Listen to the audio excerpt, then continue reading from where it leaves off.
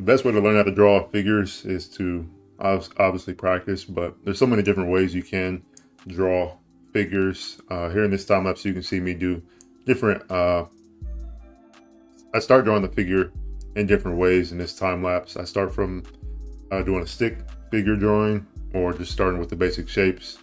It's just really about finding the way that you like to draw the figure, and that's really the foundation for drawing any character that you want from your own imagination.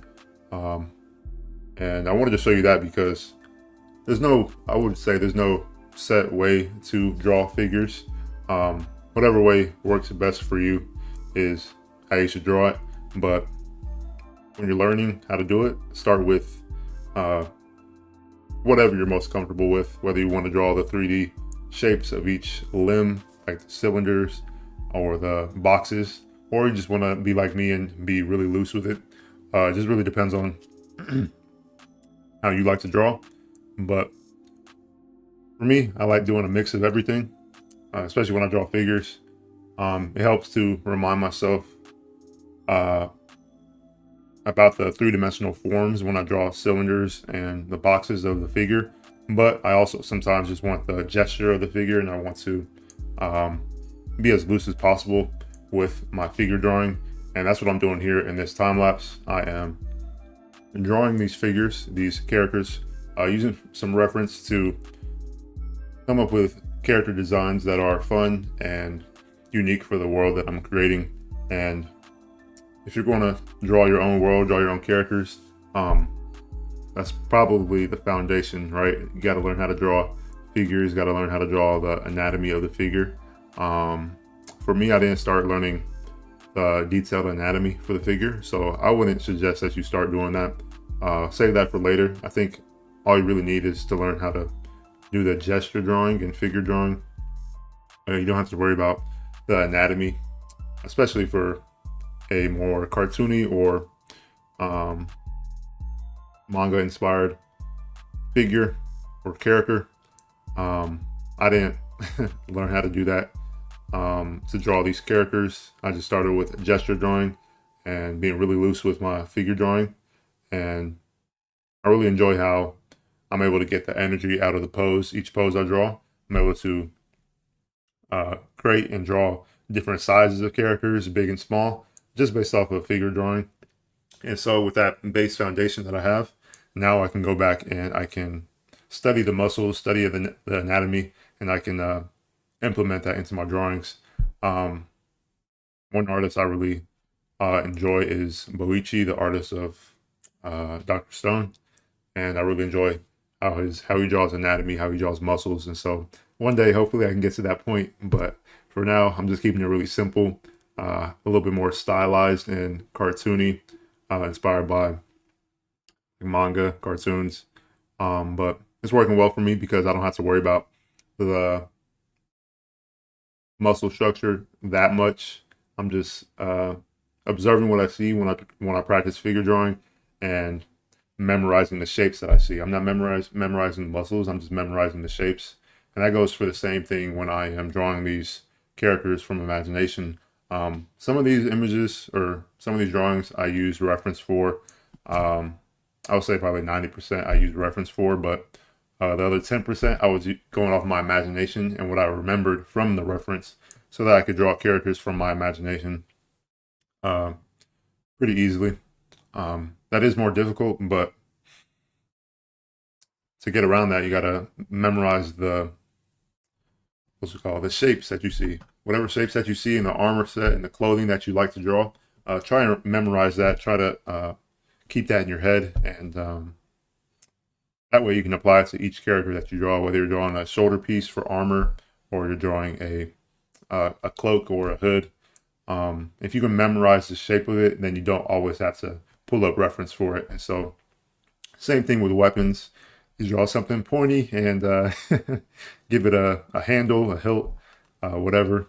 It looks like a sword, right? And so, the amount of detail you want to put in your character design and your drawings is up to you. But for me, I like to keep it simplified, and I like to keep the face as the focal point and make that as detailed as possible. Um, But yeah, I would say also when you are drawing your characters from imagination, try and keep a story in mind. For me, I'm drawing these characters for a specific story that I'm developing, and so I want villains and criminals, and that's kind of the idea that I had for these characters. Designing villains and criminals in this world where they use magic to basically destroy the world. And so not only did that make it fun, but it also made it more interesting for me to design these characters because I'm thinking of the stories in mind for each character and why they're doing what they're doing. And it just makes the process a lot more fun because drawing from reference can be fun, but it can be 10 times more fun if you add a simple story to it. For the character with the cloak, this like guy with four magical hands floating around, I imagine that he's one of the main villains in this story. And it's really cool to see this world progress and come up with new ideas and new ways to think about the story as I draw new characters for it, you know.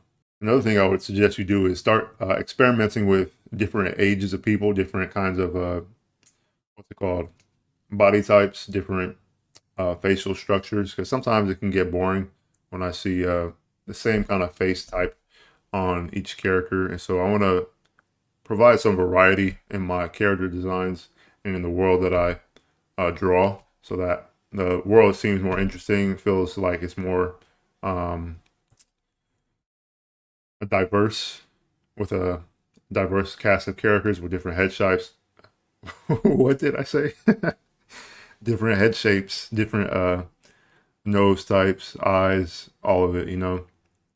And so, experimenting with the age, body size. You can see it here. I started. Um, I was just sketching like little sketches for different body types and different clothing styles and different silhouettes, really, for the characters to make them feel unique on their own. And I'm really inspired by One Piece in that aspect because I really enjoy how he creates all these different characters and they each have their own story, their own background, their own character traits that make them unique. And so I want to do that with the characters that I'm drawing. And even though these are just sketches and coming up with ideas, I still want to kind of implement that and keep that in the back of my mind. So I'm using reference to draw these characters. I'm using my memory of the shapes that I see, not only in the figure for the muscles, but also for the character's clothing and accessories and stuff like that. Whether it be the belts and the ropes tied around their waist, or armor on their shoulders, or the armor on their chest, the boots, the arm gauntlets, whatever it is, the pants. I'm just memorizing the shapes and applying it to different ways for each character.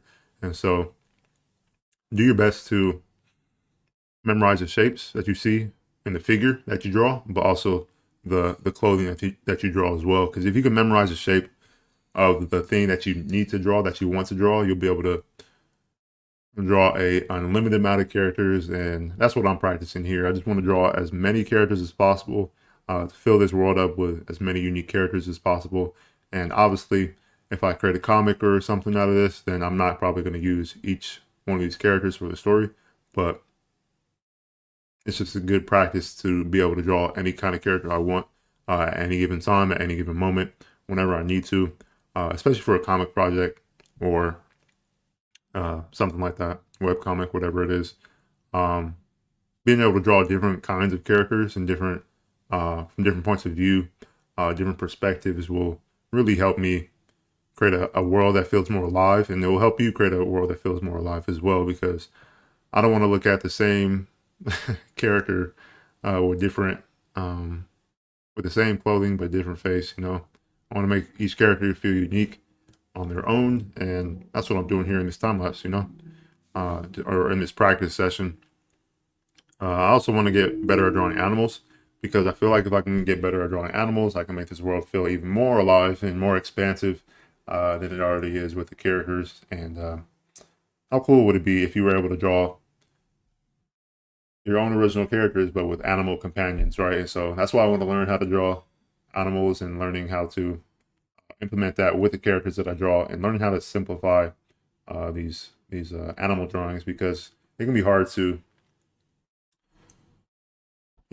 to simplify all the detail that you see in a animal like this, the bird that I draw, the eagle, with all its feathers.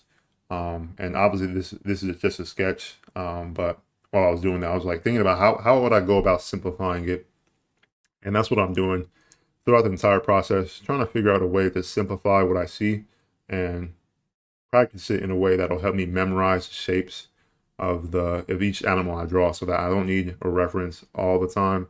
I don't need reference like 10% of the time, uh, you know. But yeah,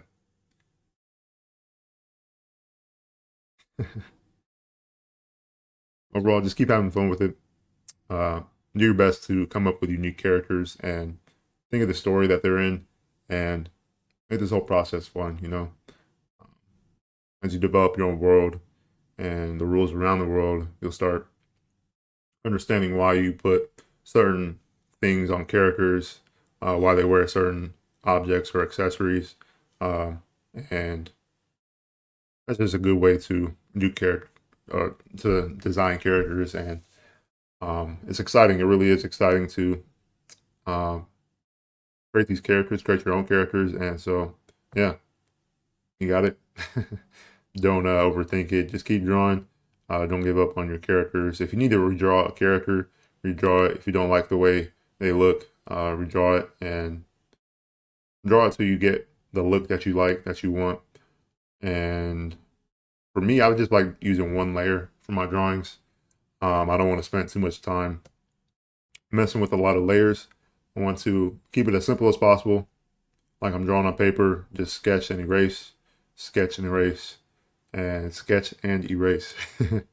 um, if I was doing maybe a more complex drawing, I would use more layers, but I'm just sketching on paper. This is just a practice session, drawing characters in this world for the novel that I'm writing, and just getting better at character design and just sketching, you know.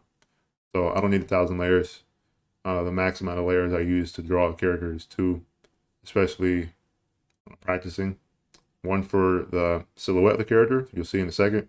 For the guy with a big ice arm and giant shield, I really enjoy doing that.